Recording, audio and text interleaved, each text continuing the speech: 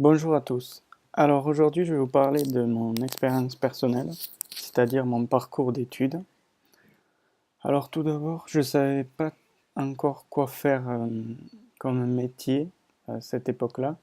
Donc j'ai fait un baccalauréat S, donc scientifique, SVT, spécialité mathématiques. C'est-à-dire que on peut choisir entre bac SVT et SI, sciences de l'ingénieur. La science de l'ingénieur, ça m'intéressait, mais j'étais pas certaine de ce que c'était. Du coup, je me suis plutôt penché vers les SVT où je connaissais déjà. Et après, du coup, j'ai pris la spécialité maths qui m'a beaucoup plu. Ensuite, donc, j'ai voulu faire une première année d'études supérieures, en licence sciences pour l'ingénieur. J'ai fait à peu près un semestre et j'ai vu que le niveau était bien trop compliqué pour moi. Niveau mathématiques, le plus c'était au niveau des maths, ça devenait très compliqué. Ensuite, donc j'ai essayé une licence informatique le deuxième semestre et ça ne m'a pas plu non plus. Du coup, j'ai perdu une année. Et l'année d'après, donc, je me suis inscrit à ce BTS CPRP. Et là, du coup, j'ai eu beaucoup plus de facilité car le niveau est beaucoup moins dur en BTS.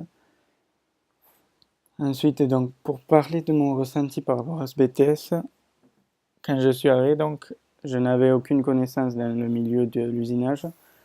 Je connaissais pas le vocabulaire, que ce soit taraudage, un trou blanc, ou même du fraisage, je savais pas du tout ce que c'était.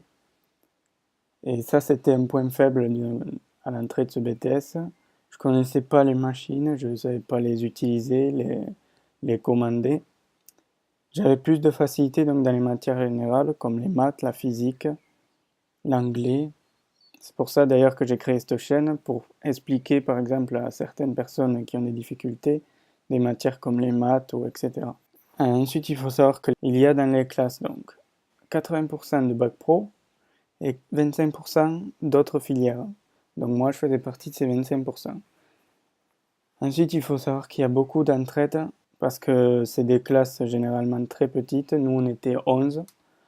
Et donc les bacs pro, ils sont souvent très à l'aise dans la production, tout ce qui est machine, tout ça. Et au contraire, moi, j'étais à l'aise en matière générale. Du coup, on s'aidait mutuellement. Par exemple, sur les machines, ils m'expliquaient comment faire, quoi que ce soit. Et s'ils n'arrivaient pas en maths ou quoi, je les aidais. Et ça, c'est plutôt un point positif. Voilà, la vidéo est terminée.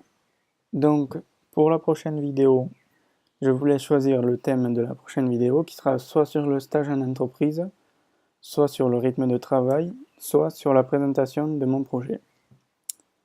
Voilà, n'hésitez pas à vous abonner et puis on se dit à la prochaine.